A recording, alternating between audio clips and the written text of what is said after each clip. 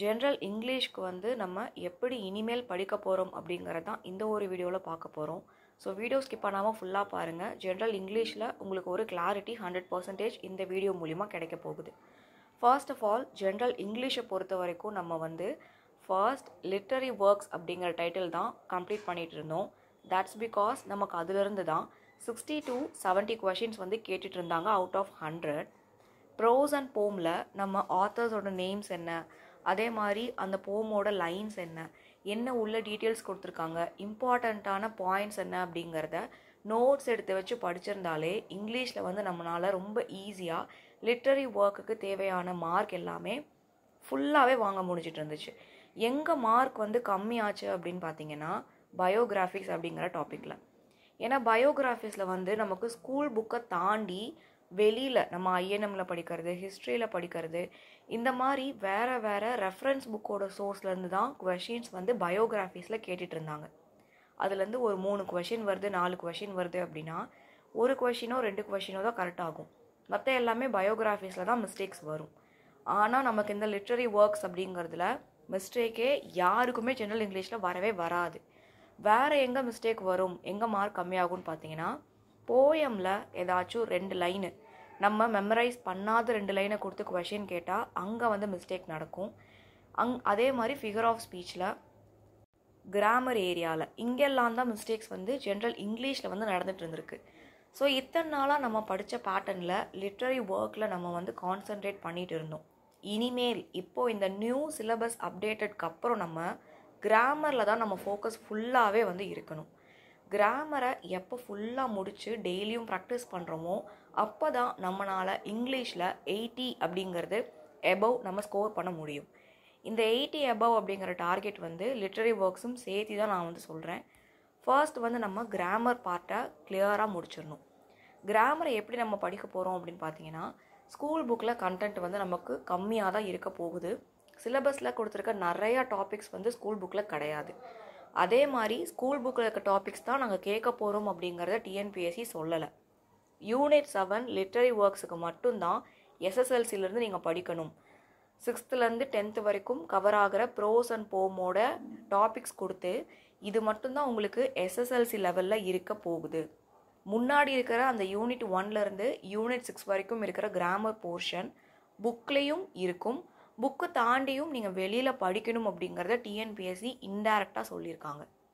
ஒரு டாப்பிக்காக நம்ம வந்து அந்த டாப்பிக்கோட அர்த்தம் என்ன, அதில் வந்து என்னெல்லாம் நம்ம புரிஞ்சுக்கணும், எத்தனை டைப்ஸ் இருக்குது, எத்தனை மாடல்ஸ் இருக்குது, எப்படி கொஷின்ஸ் வந்தால் எப்படி ஆன்சர் போடுறோன்னு சொல்லிட்டு ஃபர்ஸ்ட் பேசிக்காக அது என்ன அப்படிங்கிறத வந்து நம்ம படிக்கிறோம்.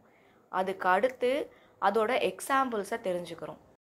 இப்போ எக்ஸாம்பிள்ஸும் நம்ம தெரிஞ்சுக்கிட்டோம், அதை எப்படி நம்ம வந்து அப்ரோச் பண்ண போகிறோம் அப்படிங்கிறதும் தெரிஞ்சிருச்சு. நெக்ஸ்ட் வந்து ப்ராக்டிஸ் கொஷின்ஸ். இதுதான் நம்ம இனிமேல் அப்ரோச் பண்ணக்கூடிய ஒரு ப்ராசஸ். எப்போவுமே உங்களுக்கு வந்து கிராமரை பொறுத்த வரைக்கும் எவ்வளோ ப்ராக்டிஸ் பண்ணுறோமோ அவ்வளோதான் மார்க் வந்து அதிகம் ஆகும். ஸோ எடுத்த உடனே ப்ராக்டிஸ் பண்ணணுமா, ஐயையோ நான் என்ன பண்ண போகிறேன், நான் எப்படி மார்க் வாங்க போகிறேன்னு சொல்லிட்டு பயப்படாமல் ஃபர்ஸ்ட் வந்து நம்ம இருக்கிற எல்லா டாபிக்ஸும் என்ன ஏது அப்படிங்கிறத பார்த்துடலாம். இப்போ நான் வந்து பார்ட்ஸ் ஆஃப் ஸ்பீச் அப்படிங்கிற டாபிக் வந்து நோட்ஸ் எடுத்துகிட்டு இருக்கேன். கண்டிப்பாக இந்த நோட்ஸோட ஒரு பார்ட், அதாவது எப்படி நான் நோட்ஸ் எடுக்கிறேன் அண்ட் இந்த நோட்ஸ் மூலிமா உங்களுக்கு வந்து இந்த டாப்பிக்கில் என்ன சொல்லியிருக்காங்கிற எக்ஸ்ப்ளனேஷன் வீடியோ வந்து நான் உங்களுக்கு வந்து கொடுக்குறேன். இப்போ வந்து நான் பார்ட்ஸ் ஆஃப் ஸ்பீச்சில் என்னோட செல்ஃப் ஸ்டடிக்காக நோட்ஸ் வந்து மேக் பண்ணிகிட்ருக்கேன். அண்ட் இங்கிலீஷும் நான் எப்படி வந்து இனிமேல் படிக்க போகிறேன் அப்படிங்கிறத உங்கள்கிட்ட வந்து நான் ஷேர் பண்ணிகிட்ருக்கேன். நம்ம ஒரு டாப்பிக்காக ஃபர்ஸ்ட் வந்து இந்த மாதிரி எடுத்து வச்சுக்கிறோம். எனக்கு வந்து நான் பார்த்தீங்கன்னா என்னோடய நோட்ஸுக்கு நான் வந்து நோட்டில் எழுதுவேனா இல்லை வந்து A4 ஷீட்டில் எழுதுவேனா பார்த்தீங்கன்னா A4 ஷீட் தான் நான் வந்து ப்ரிஃபர் பண்ணுவேன் என்னோட செல்ஃப் ஸ்டடிக்காக. ஏன்னு பார்த்தீங்கன்னா இப்போ வந்து ஒரு டாபிக் நான் எழுதிட்டுருக்கேன் அப்படின்னா அந்த டாபிக் வந்து அந்த ஒரு பர்டிகுலர் பேஜஸோடு முடிஞ்சிருமா. இப்போ நோட்டில் எழுதிட்டுருக்கோம், நோட்டில் ஒரு 4 பேஜ் எழுதிட்டோம், அந்த 4 பேஜ் தான் அந்த ஒரு டாப்பிக்கா அப்படின்னு கேட்டால் அப்படி இல்லைங்கிறது நான் பிலீவ் பண்ணுறேன். அதை தாண்டி நம்ம அந்த டாப்பிக்கு இன்னும் நிறையா அடிஷ்னல் பாயிண்ட்ஸ் வந்து ஆட் பண்ண வேண்டியது இருக்கும். நோட்டில் எழுதிட்டா என்னால் அந்த பர்டிகுலர் பிளேஸில் போய்ட்டு அட்டாச் பண்ண முடியாது என்னோடய எக்ஸ்ட்ரா பாயிண்ட்ஸை. இப்போ பார்ட்ஸ் ஆஃப் ஸ்பீச்சே எடுத்துக்கோங்க. இது வந்து நான் வந்து 2 A4 ஷீட் ஃபுல்லாகவே எழுதி முடிச்சிட்டேன். இவ்வளோ தான் பார்ட்ஸ் ஆஃப் ஸ்பீச்சா என்டையராகவே இங்கிலீஷில் அப்படின்னு கேட்டிங்கன்னா கிடையாது. இதுக்கப்புறமும் நிறையா எக்ஸாம்பிள்ஸ் இருக்கும். ஸ்கூல் புக்கில் நிறையா வந்து நமக்கு எழுதி பார்க்க வேண்டியது இருக்கும். இப்போ வந்து நான் இந்த பார்ட்ஸ் ஆஃப் ஸ்பீச் எழுதிட்டு எனக்கு இது போர் அடிக்குதுன்னா நான் அடுத்த டாப்பிக்கும் போயிடலாம். ஏன்னா நான் வந்து பேப்பரில் தான் எழுதிட்டுருக்கேன்.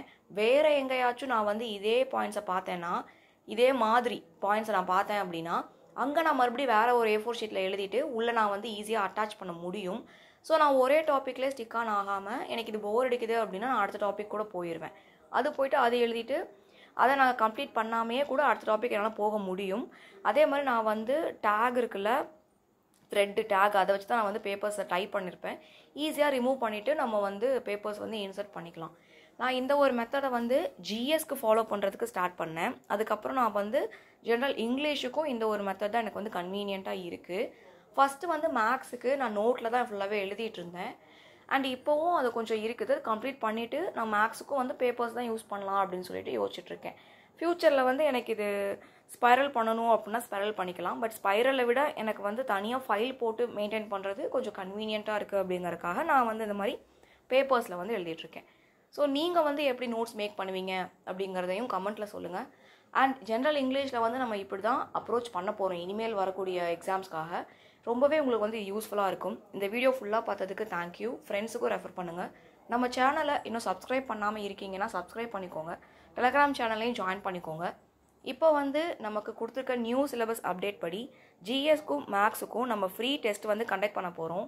அதோட வீடியோ வந்து ஆல்ரெடி கொடுத்துருக்கோம். அதில் பொது தமிழ் இன்க்ளூட் ஆகி இருக்குது. பொது தமிழ் வந்து புக் வைஸ் படிக்கிறது இனிமேல் வந்து யூஸ்ஃபுல்லாக இருக்காது. கண்டிப்பாக நம்ம வந்து சிலபஸ் வைஸ் தான் படிக்கணும், பொது தமிழ் ஜென்ரல் இங்கிலீஷ் ரெண்டுமே. அதனால ஜென்ரல் இங்கிலீஷ் அண்ட் பொது தமிழ் இது ரெண்டுமே இல்லாமல் ஜிஎஸ்ஸுக்கும் மேக்ஸுக்கும் மட்டும் இப்போது ஃப்ரீ பேட்ச் இருக்க போகுது. இந்த வீடியோ ஃபுல்லாக பார்த்ததுக்கு தேங்க்யூ.